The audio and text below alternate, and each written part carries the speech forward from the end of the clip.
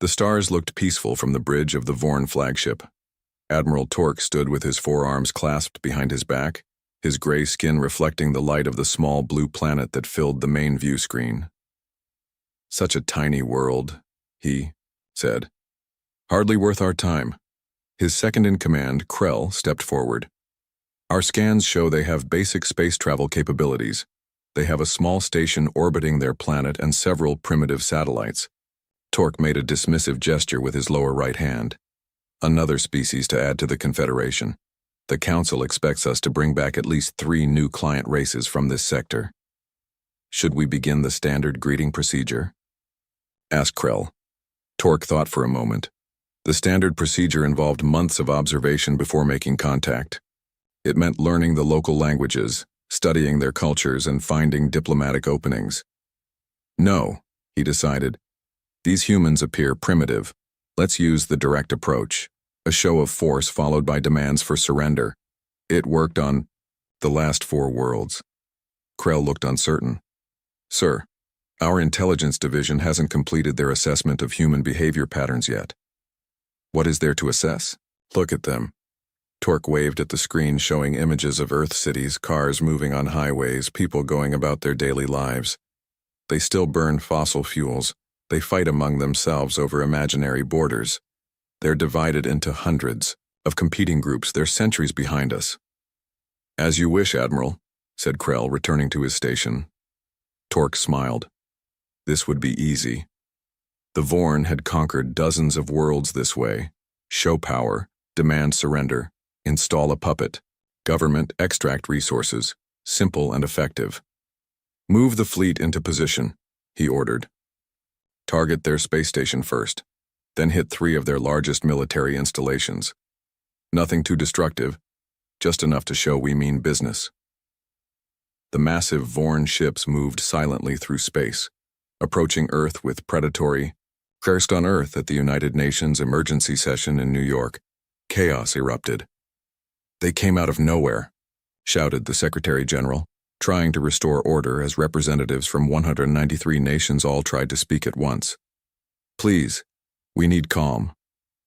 General William Harris of the United States Space Force stood rigidly next to the podium, waiting for his chance to speak. His weathered face showed no emotion, but his hands were clenched tightly at his sides. Finally, the room quieted enough for him to step forward.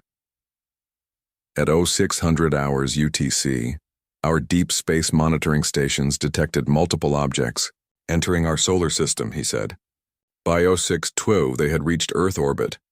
At 0615, they destroyed the International Space Station with a weapon we cannot identify. All 50 personnel on board are presumed dead." Gasps filled the room. The Secretary General closed his eyes briefly. At 0617, they targeted military bases in 3 countries, the United States, China, and Russia. Casualties are estimated at over 300. At 0620, they broadcast this message to every communication device on the planet. General Harris nodded to a technician, and a deep, mechanical voice filled the chamber. "People of Earth, we are the Vaughn Confederation. Your planet is now under our protection. Disarm your weapons, dissolve your governments, prepare to receive our representatives. You have 48 hours to comply or face planetary correction. Resistance is futile." The room exploded into noise again. The Chinese representative shouted about sovereignty. The Russian diplomat demanded immediate military response. The British ambassador called for negotiations. General Harris waited until the Secretary General restored order again. "There's something else you need to know," he said. "Something very few people on Earth are aware of." He pressed a button on his wrist device, and the lights dimmed. A holographic image appeared above the center of the room. A sleek, angular craft unlike anything most people had ever seen. In 1986, a spacecraft crashed in the Mojave Desert. It wasn't from Earth. Its pilot died on impact, but the technology was mostly intact. For the past 38 years, a secret coalition of scientists from 12 nations has been studying and reverse engineering this technology. Shocked murmurs filled the room. After the Chinese discovered a similar craft in the Gobi in 1998, and the Russians found another in Siberia in 2001, We realized we needed to work together. The Earth Defense Alliance was formed in secret in 2005. The hologram changed to show a massive underground facility. Beneath the lunar surface, we've been building these. The image shifted to reveal 3 warships, 1 complete and 2 nearly finished. We call the first one Thunderbolt. It incorporates everything we've learned. It's ready for deployment. The Secretary General stared at the General. You've been building warships on the moon without UN approval? With all due respect, sir, we didn't have time for debates and committees. We needed to prepare. General Harris looked around the room. And it looks like we were right.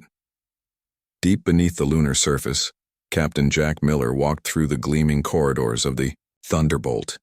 Crew members rushed past him, preparing for launch. After years of training in secret, the moment had finally come. Miller entered the bridge where Lieutenant Anna Rodriguez was checking system readiness. "How does she look, Lieutenant?" asked Miller. "All systems green, Captain," Rodriguez replied without looking up from her console. "The gravitational compression cannon is online. Jump drive is calibrated. Shields at maximum." Miller settled into the captain's chair. "The aliens destroyed the ISS. Tom Chen was up there. We went through flight school together." Rodriguez finally looked up. "I'm sorry, sir." Miller nodded. "The best way to honor the dead is to protect the living." He pressed the ship-wide communication button. "All hands, this is the captain. In a few minutes, we're going to introduce ourselves to the aliens who think Earth is an easy target. They destroyed our space station, they killed our people, they think we're primitive and weak." He paused. "Let's show them how wrong they are." A cheer echoed through the ship. Back at the UN, representatives had moved from shock to action. The Secretary General had just called for a vote on a unified Earth response when the doors to the chamber burst open. A woman with short gray hair and intense eyes strode in, flanked by security. Director Helen Gray of the Earth Defense Alliance rarely appeared in public.